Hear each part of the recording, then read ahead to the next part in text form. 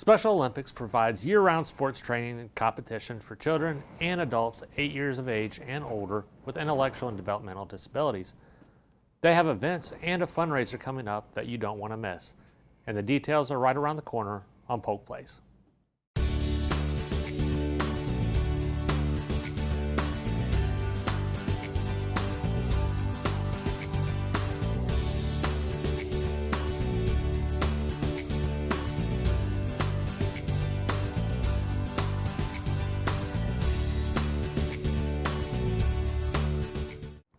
Welcome to Polk Place. I'm your host, Jeremy Morady, and with me we've got two wonderful guests. Mike Long, who's the director for Special Olympics Florida, Polk County. Yep.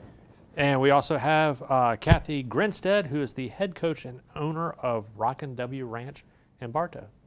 Thanks so much. All right. Well, we've got a lot to cover. Want to catch up from where we left off last time.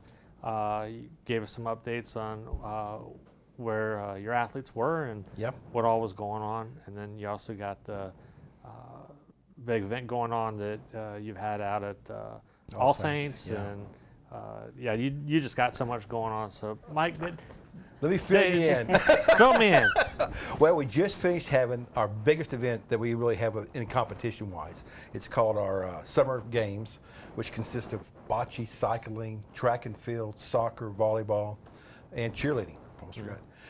We had it at All Saints. It was a fantastic event, 350 athletes. In fact, bocce alone was 75 athletes, and then they all played singles and doubles. It was unbelievable how much. I think we ran through 150 games, something like that, of competition in 4-5 hours, you know. Mm-hmm. Cheerleading was a big success again. Of course, it was, we just moved it to this season. Volleyball, of course, lasted forever. They kept playing that. That was that one that ran the latest, as it always does. Yeah. But we had volunteers. First of all, I just want to thank all the volunteers that came out. It was just incredible. And then All Saints Academy, they literally let us have the place for free. Their kids come out and volunteer. Their parents come out and volunteer. They actually had a fundraiser even before to help us out. Wow. That was. They're an incredible organization out there. It's a wonderful school. And a real community event, too. Yeah, really was. And I know you guys came out and did some filming, so, that's, we'll get to that sometime. I'm sure we'll have some scenes of that.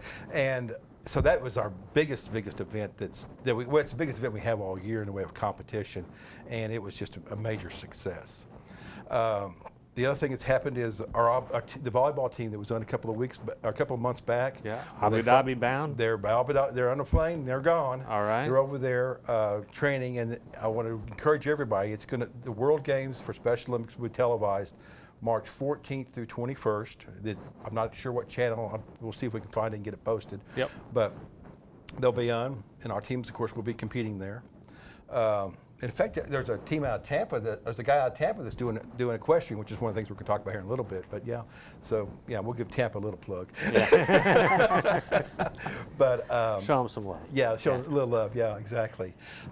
Next up, we've got March 23rd. We've got Polar Plunge, which again, that's going to be held in Tampa, but it's a big fundraiser for us, and there's lots of teams forming. You can go online and sign up. I know my wife would love me to be plugging her team. But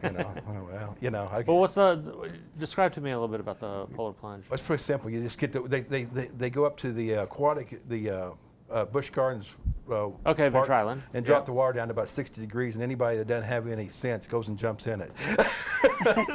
Kind of like what they do up north. But it's a fundraiser, Yeah, I'm good with that.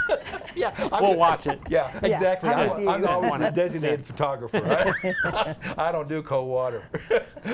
So I'm kind of like, But my wife always loves putting a team together, So and all the other teams, there's plenty of other ones also in Polk County. They're putting together teams and they're looking for donations. So, that's another big event that we're going to have going on. That's great.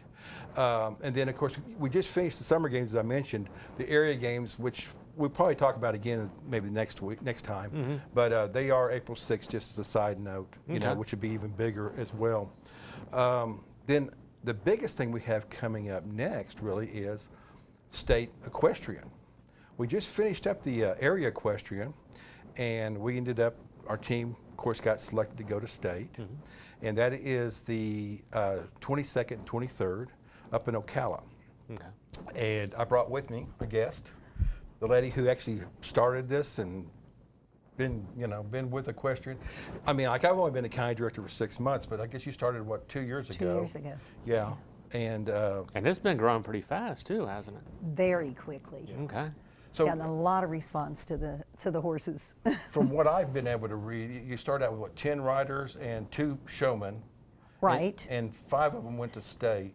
Right. And they went to state, participated in 9 classes, came back with 6 gold medals, a silver, a bronze, and a 4th. Wow. So for our first year out, yeah, it was amazing. It was incredible. Now this year we ended up with, we had 10 more riders, or the 10 10 riders, riders. and then we went to 14 with showmen. showmanship. And I know that the selection was 9 of those made it to state. 9 of them made it to state, 7 riders, and 2 for showmanship, and they'll be participating in 16 classes. Wow. So yeah, we're Fantastic. excited. Now, are you guys looking at expanding that? We sure are. We went from 2 teams last year to 5 teams this year. Phenomenal group of coaches. They just have done a fantastic job. And volunteers. Takes a lot of volunteers with the equestrian program. I can imagine, yeah. Because when they first start out, we have to have a horse handler, someone that's knowledgeable of horses, and then a designated sidewalker and another sidewalker. So it takes a team of 3 volunteers for every athlete when they first start out. Wow. So now when you guys go on to competitions, you're taking the horses with you. Yes. And so that all relies on volunteers to get the logistics down. I mean, it's hard enough. The baths and the clipping and cleaning the saddles and getting everything Well, it's one thing prepared getting and a ready. team of just athletes together, but now you yeah. got the athletes and animals, so which presents its own challenges. Oh yeah, in fact I've been working on the housing and stuff for this, and it's like, we always, when I'm working at every other event, it's like the housing for the athletes. Well, I've got to make sure that the coaches and the people taking care of the horses are, they're as important as the athletes to be taking in the boarding fees. Well, they are part of the team. Yeah, they are. They're a major part of the team. Yeah. So go ahead. go. No, you go. You go. So now, what are you guys looking at expanding, and how do you plan on doing that, and what kind of help do you need from the community? With our showmanship riders this year, there's a number of larger adult athletes, and most of the horses that I have are small. So we're looking for a horse that's about 14.3, 15 hands, that weighs about 1,300 pounds, that can handle a 220 plus pound rider. Okay. With that too, we need some large male volunteers with some muscle that can help these riders get off in the case of emergency too. Okay. That sounds great. Now, anywhere in particular in the county? I mean, because I know there's certain areas of the county that are growing more than others, but Well, your ranch is over in Bartow. Right. Yeah, we're you're based in halfway between Bartow. Bartow Okay. and Lake Wells. Yeah. Okay. Right off of Route 60. all right. And of Sounds- course, the question is, I have to say this because it's the most expensive sport we have. So, Oh, sure. yeah, we're going to always use money. But I have to tell you, one of the things that I've seen, because this year I was able to spend some time with Equestrian and look at it, was, I think I was a coach before this, and there was this one kid, Dominic, who was, he was on my bowling team. Quiet, little, shy, Dominic, but wouldn't say 2 words. And I never forget the first time I went out to Equestrian to watch him, practice and play. I'm like, and there's this guy jerking this horse in charge, knows what he's doing, and it's Dominic. And I mean, he's become one of these premier riders. I mean, in fact, I guess tell the Dominic story. Okay. Well, Dominic has become an independent rider. He handles the horse at a walk and a trot by himself, does a beautiful job with both equitation and through the trail classes. But at the last open 4-H show, This is not Special Olympics not now. Special Olympics, we're talking open class, he went in a walk trot pleasure class with 7 other riders, and his mom Celeste was sitting right beside me, and she had tears coming down her face. She says, I never thought I would see my child get to participate with regular riders, with normal kids. And she was just so touched. And then they got through the class, and the judges placing them off 6, 5, 4, 3. Well, we're down to 2 people left out there and 1 place to go. and they announced Dominic as the winner of the class, and oh my goodness, the floods broke. Yeah, the tears were She falling. had all of us crying. Oh, wow. So But he and took since first then, they've place. actually added the Special Olympics class. No Because we've made that big of an impact. Or you 2 have. classes. Yeah, they've No. made that big of an impact in the program that literally, hey, bring them out here. The They Polk can County compete. Horse Council has set aside 2 classes during the open show for the Special Olympic riders. That's fantastic. Yeah. Yeah. So that's Well, yeah, Quite the unbelievable. impact that you've had. Right. And these riders, too. Well, Oh, these yeah. riders are so courageous.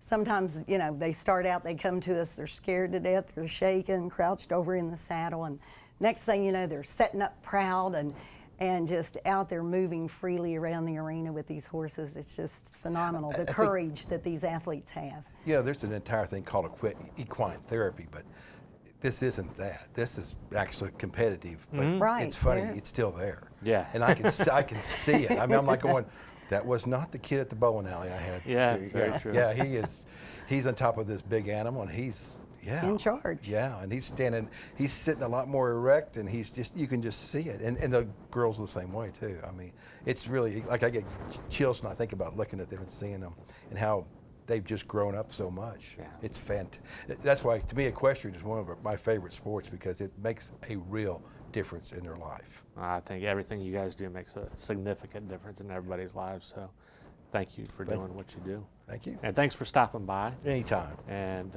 we'll look forward to having you again next month. Okay. All right. Thank you, guys. Thank you.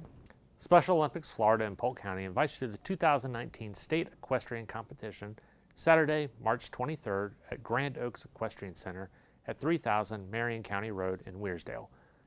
Athletes compete in dressage, English equitation, stock seat equitation, working trails, pole bending, barrel racing, showmanship at halter or bridle, and unified sports drill team 2, 4, and 6, and equitation jump at demo event. Special Olympics Florida and Polk County needs help with horses and donations for the event. For more information, you can give them a call at 863-873-8219 or look them up on the web at www.specialolympicsflorida.org/Polk.